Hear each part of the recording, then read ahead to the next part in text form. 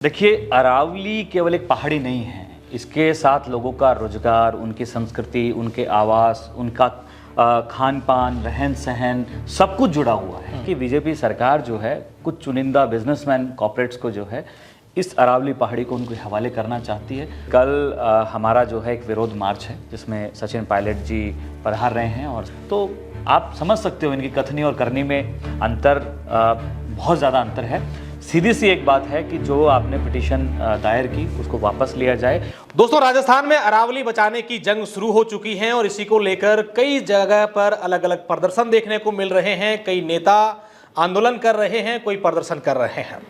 इसी कड़ी में कल प्रदेश की राजधानी जयपुर में एनएसयूआई द्वारा एक बड़ा प्रदर्शन होगा, जिसको लीड कर रहे हैं एनएसयूआई प्रदेश अध्यक्ष विनोद जाखड़ जी, जो भी मेरे साथ हैं। सर, क्या जरूरत पड़ गई कि अरावली अचानक से इतना बड़ा एक आंदोलन मुद्दा बन गया, हालांकि जबकि इसको लेकर के केंद्र सरकार ने कल ही एक अपना नोटिफिकेशन जारी किया है, बयान जारी किया है कि अरावली सेफ है?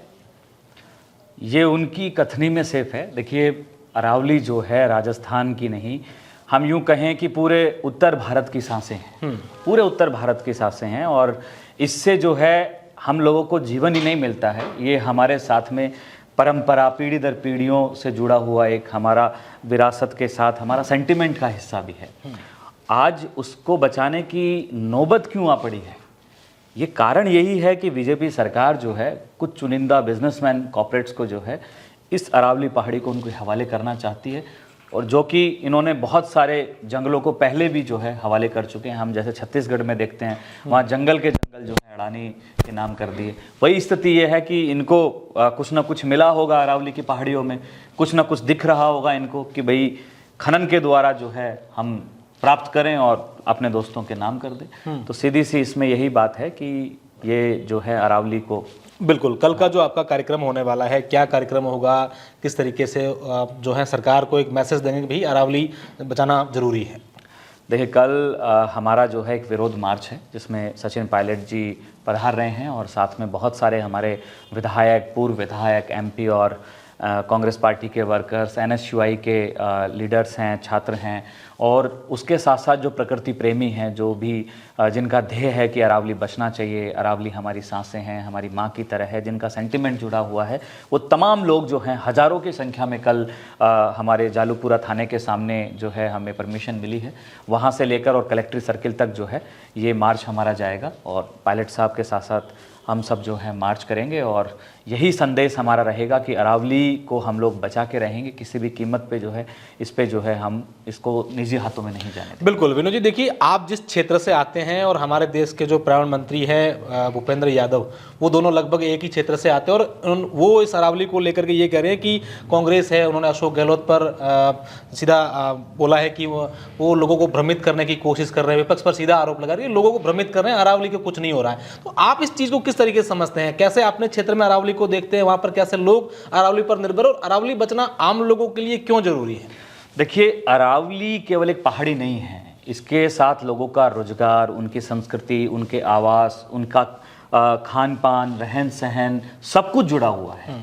अरावली, जैसे मैं खुद जो है विराटनगर की पहाड़ियों में से आता हूँ, दोनों तरफ पहाड़ी हैं, बीच में हमारा घर है, पूरा आवास है। हम सब डिपेंड ही जो हैं पूरे के पूरे अरावली की श्रृंखलाओं पे हैं, क्योंकि जलवायु को जो है अरावली जो है जलवायु को कंट्रोल करता है, हमारे जल स्तर को कंट्रोल करता है। वहाँ पे हमारे मवेशी जो हैं वो कहाँ चरने जाएंगे, उनके लिए क्या होगा, और बहुत सारे पशु पक्षी जो बाहर से भी जो हैं मौसम दर मौसम जो हैं, जब भी मौसम के चेंजेस होते हैं, मौसम दर मौसम हमारे यहाँ आते हैं, अलग अलग प्रभाव, वो कहाँ जाएंगे, जंगल के जीव कहाँ जाएंगे।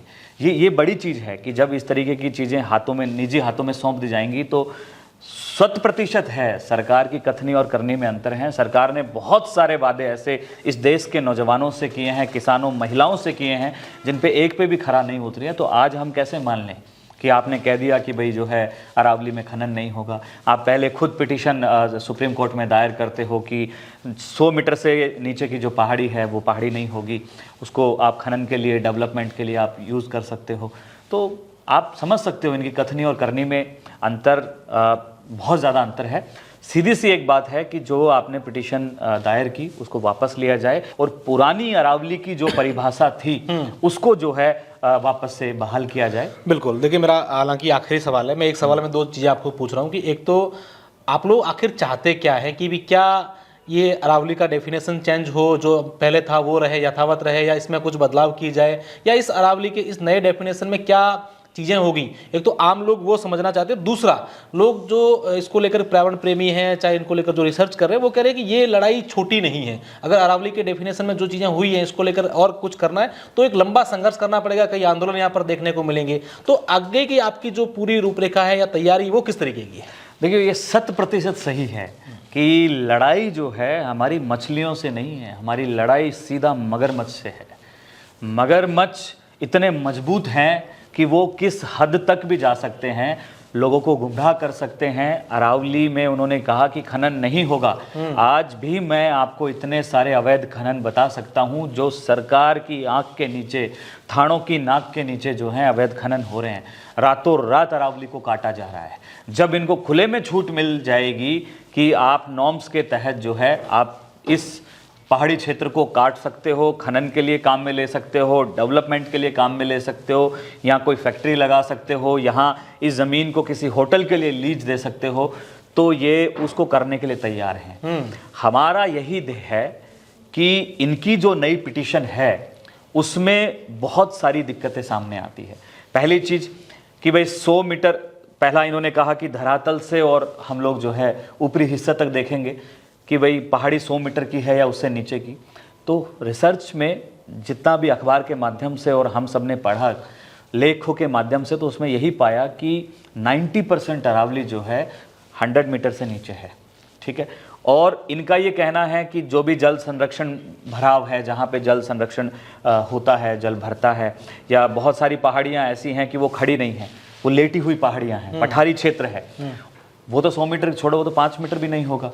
तो आप उसमें डेवलपमेंट में खनन कर सकते हैं।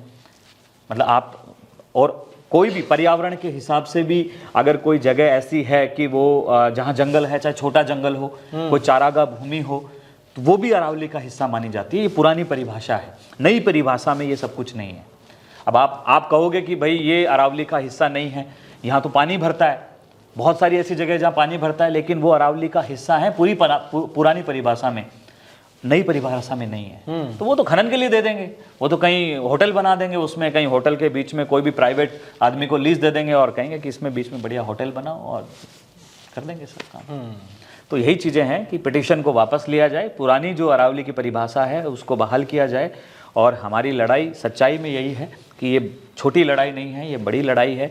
इसमें सचिन पायलट जी, तमाम कांग्रेस के बड़े नेता, हम सब लोग जो हैं एकजुट होके, विपक्ष के तौर पे भी, पर्यावरण प्रेमी के तौर पे भी, राजस्थानी होने के नाते भी, और अरावली के बच्चे होने के नाते भी जो है हम इस लड़ाई को लड़ेंगे और अंत तक जारी रखेंगे। बिल्कुल, ये विनोद जाखड़ जी हैं जिनका साफ तौर पर कहना है कि इस लड़ाई को और लंबा संघर्ष करना पड़े तो हम लोग तैयार हैं। हालांकि देखने वाली बात होगी कि इसको लेकर क्या कुछ नया कोई फैसला आता है, या फिर जिस तरीके से कल बयान आया उसके बाद भी कई सारे ऐसी चीजें सामने आई है जो उस कल के सरकार के बयान को भी कह रहे हैं कि ये भी एक भ्रमित करने वाली बात है।